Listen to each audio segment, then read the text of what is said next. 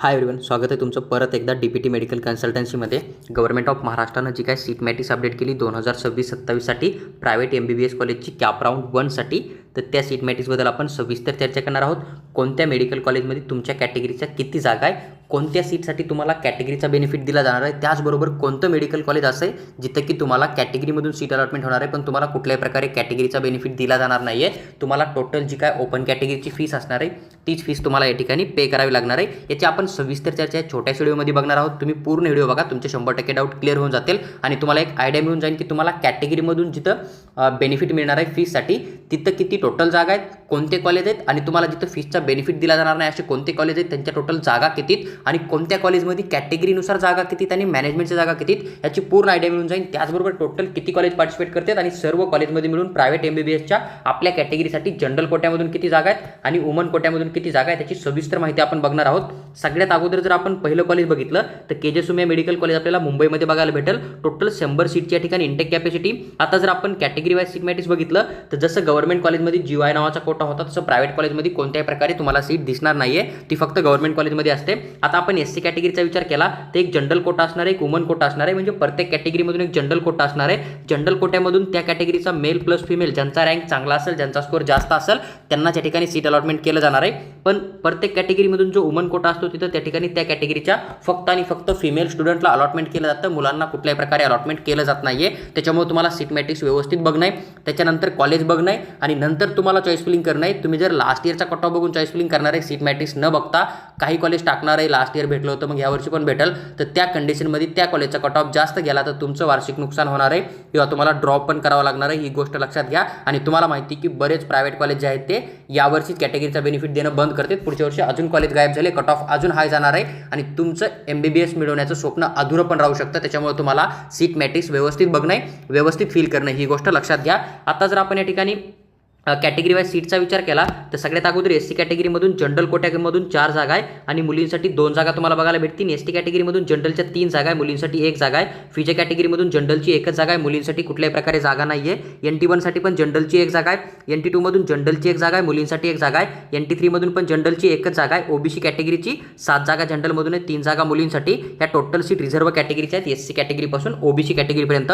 SCBC कॅटेगरीचा विचार केला तर 6 जागा जनरलच्या आहेत, 3 जागा मुलींसाठी बघायला भेटतील. EWSचं कुठल्या प्रकारे मेडिकल कॉलेजमध्ये जे आहे ते सीट रिझर्वेशन नसतं. MBBS, BDS, BMS, BHMS बाकीचे कोर्स असतील त्या कोर्ससाठी फक्त अलाइड कोर्स जसं फिजिओथेरपी झालं, BSc नर्सिंग झालं, तर या प्रायव्हेट कॉलेजमध्ये पण EWSला 10% जे आहेत ते जागा आपल्याला सेपरेट रिझर्वेशन बघायला मिळतं. आता आपण ओपन कॅटेगरीचा विचार केला तर 36 जागा जनरलमधून 15 जागा ज्या आहेत ते तुम्हाला मुलींसाठी बघायला भेटतील.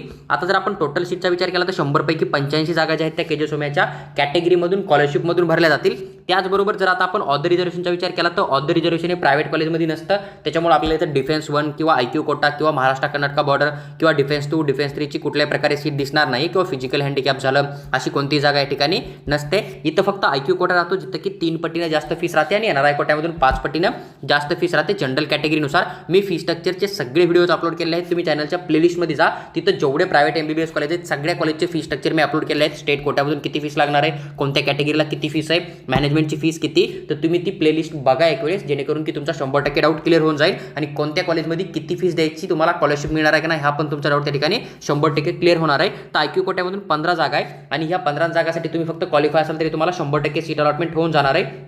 त्यानंतर सेकंड नंबरचं कॉलेज आपलं तेरणा मेडिकल कॉलेज आहे, 150 सीट आहेत. तुम्ही या PDF मध्ये जे आहेत ते कॅटेगरी वाईज सीट 100% चेक करू शकतात. याच्यापैकी पण 85% सीट जे आहेत ते आपल्या स्टेट कोट्यामधून येतील आणि 15% सीट जे आहेत ते आपल्या IQ NRI कोट्यामधून भरल्या जातील. नंतर MIT तळेगाव पुण्याचं कॉलेज आहे, 150 सीट आहेत. वसंतराव पवार आहे, 150 सीट आहेत. SCPM मेडिकल कॉलेज 150 सीट आहेत. इथं तुम्हाला एक अपडेट बघायला भेटला असेल, ह्या तळेगावच्या कॉलेजच्या अगोदर काशीबाई नवले मेडिकल कॉलेज आहे ना पुण्याचं, ते होतं पण ते पण राऊंड 1 मध्ये पार्टिसिपेट करत नाहीये. बहुतेक ते सेकंड राऊंड किंवा थर्ड राऊंडमध्ये या ठिकाणी पार्टिसिपेट करू शकतं, त्याच्यामुळे तेवढ्या सीट वाढतील तर सेकंड किंवा थर्ड राऊंडचा कट ऑफ आपल्याला थोडासा अजून कमी डेफिनेटली बघायला मिळणार आहे राऊंड 1च्या कंपेअरमध्ये. पण जेवढ्या सीट असतात लास्ट इयरचा जो मी तुम्हाला सीट सांगितलं होत्या तेवढ्याच सीट आहेत, त्याच्यामुळे जास्त काही कट ऑफ फरक नाही पडणार. फक्त एक प्रायव्हेट MBBS कॉलेज नवीन आलंय पण त्या तुलनेत बाकीचे 2 कॉलेज जातात, त्याच्यामुळे एवढा काही फरक नाही पडणार.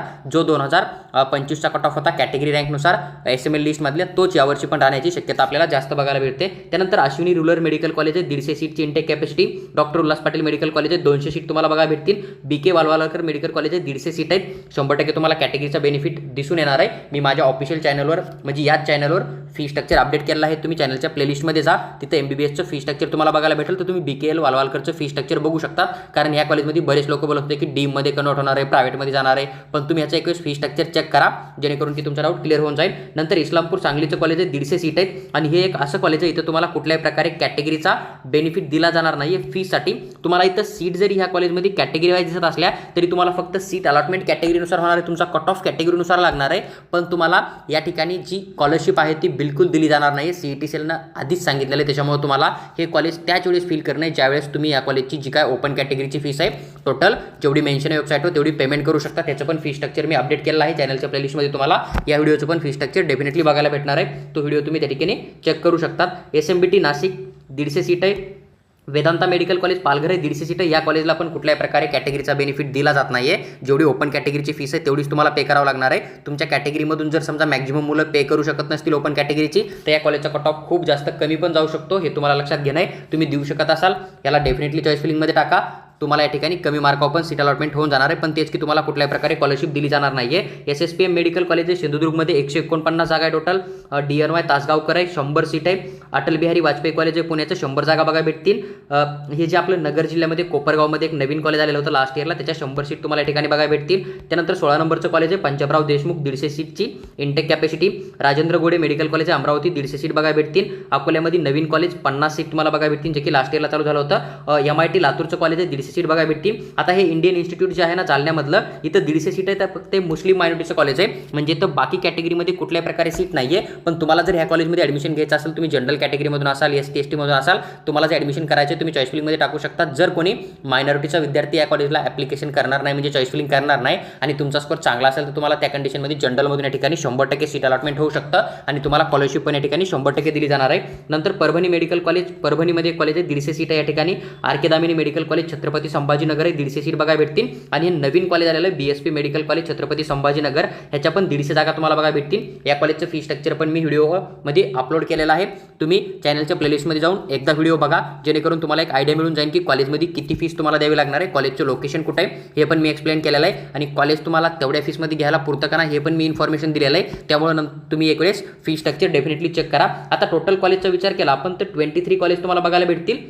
आणि जे 2 कॉलेज आपले प्रायव्हेटमध्ये गेले त्याचबरोबर काशीबाई नवले, तर हे 3 कॉलेज पुढच्या राऊंडमध्ये येऊ शकतात. आणि अजून एक कॉलेज येणार होतं बुलढाण्यामध्ये माऊली नावाचं, तर ते पण कॉलेज आपल्याला सेकंड किंवा थर्ड राऊंडमध्ये बघायला मिळू शकतं. म्हणजे 4 ते 5 कॉलेज असे जे की आपल्याला सेकंड थर्ड राऊंडमध्ये डेफिनेटली बघायला मिळू शकतात. आत्ता कॅप राऊंडमध्ये 23 कॉलेज आहेत, त्याच्यापैकी 2 कॉलेज आहेत जिथे की तुम्हाला कॅटेगरीचा बेनिफिट दिला जाणार नाही आहे. 23 कॉलेजमध्ये मिळून टोटल 3149 जागा आहेत. याच्यापैकी 85% जागामध्ये तुम्हाला कॅटेगरीनुसार सीट अलॉटमेंट केलं जाणार आहे आणि 15% जागाला मॅनेजमेंट किंवा IQ कोट्यामधून जे आहे ते सीट अलॉटमेंट केलं जाणार आहे. आता आपण टोटल सीट बघितल्या तर SC कॅटेगरीमधून 137 जागा जनरलच्या आहे, 58 जागा मुलींसाठी.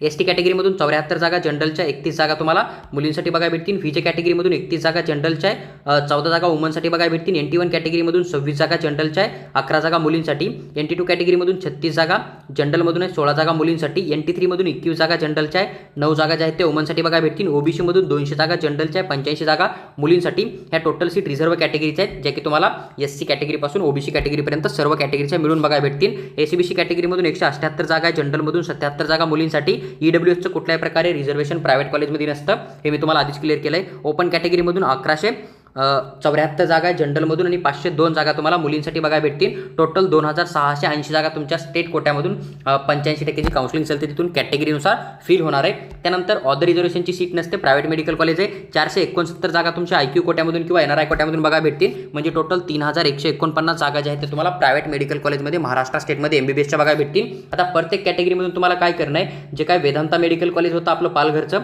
त्याचबरोबर जे काय आपलं इस्लामपूर सांगलीचं मेडिकल कॉलेज होतं ना, तर या कॉलेजच्या काही सीट मायनस करणे. जसं ST कॅटेगरीमधून येत असाल तुम्ही तर 5 जागा तुम्हाला ST कॅटेगरीमधून एका कॉलेजच्या मायनस करणे, म्हणजे 2 कॉलेजच्या मिळून 10 जागा तुम्हाला मायनस करणे. ज्या टोटल सीट सांगितल्या मी त्याच्यामधल्या 10 जागा अशा आहेत तुमच्या ST कॅटेगरीच्या जिथे की तुम्हाला कुठल्याही प्रकारे कॅटेगरीचा बेनिफिट दिला जाणार नाही आहे. त्याचबरोबर इथं 10-20 जागा SC कॅटेगरीच्या अशा जिथे की तुम्हाला कुठल्याही प्रकारे कॅटेगरीचा बेनिफिट दिला जाणार नाहीये. 150ची इंटेक कॅपॅसिटी, एका कॉलेजमध्ये 10 जागा SC कॅटेगरीच्या म्हणजे 2 कॉलेजचे मिळून तुम्हाला 20 जागा बघायला भेटतील. त्याच्यानंतर फीच्या कॅटेगरीमधून 4 जागा असतील, एका कॉलेजच्या 2 म्हणजे दुसऱ्या कॉलेजच्या 2 अशा 4 जागा असतील जिथे की तुम्हाला कुठल्याही प्रकारे कॅटेगरीचा बेनिफिट दिला जाणार नाहीये. तर हे एक सीट मॅट्रिक्स होतं प्रायव्हेट MBBS कॉलेजचं महाराष्ट्र स्टेटचं कॅप राऊंड 1चं. त्याची सविस्तर माहिती मी तुमच्याबरोबर शेअर केलेली आहे. तुम्हाला जर इन्फॉर्मेशन भेटली असेल, व्हिडिओ आवडला असेल तर व्हिडिओला लाईक करा, चॅनलला सबस्क्राईब करा आणि आमच्यासोबत जुडून राहा, जेणेकरून फ्युचरमध्ये आम्ही कोणतीही अपडेट शेअर करू तर ती तुम्हाला डेफिनेटली मिळत राहणार आहे. जर तुम्हाला ही PDF हवी असेल तुम्ही आमच्या टेलिग्राम किंवा व्हॉट्सअप चॅनल जॉईन करा, तिथं आम्ही ही PDF फ्री ऑफ कॉस्टमध्ये डेफिनेटली शेअर करू. त्याचबरोबर जर तुम्हाला private MBBS, BDS, BMS, BHMS कॉलेजच्या फी स्ट्रक्चरची इन्फॉर्मेशन हवी असेल 2026-27 साठी तर तुम्ही आमची मेंबरशिप जॉईन करा. आम्ही तिथं व्हिडिओ शेअर करतो. त्या व्हिडिओमध्ये आम्ही कॉलेजचं ऑफिशियली जे यावर्षीचं फी स्ट्रक्चर आहे ते डिटेलमध्ये एक्सप्लेन करून शेअर केलं आहे. जेवढी तिथं इन्फॉर्मेशन शेअर करणार आहे तेवढीच फीस तुम्हाला कॉलेजमध्ये ऑफिशियली पेमेंट करावी लागणार आहे. त्याच्यामुळे तुम्ही आमची मेंबरशिप जॉईन करू शकतात. फक्त आणि फक्त 59 रुपये जी आहे ती मेंबरशिपची फीस आम्ही ठेवलेली आहे. तुम्ही यूट्यूब चॅनलची मेंबरशिप जॉईन करा DPT मेडिकल कन्सल्टन्सीची. तुम्हाला ते मेंबरशिपचे व्हिडिओ 100% त्या ठिकाणी मिळून जातील.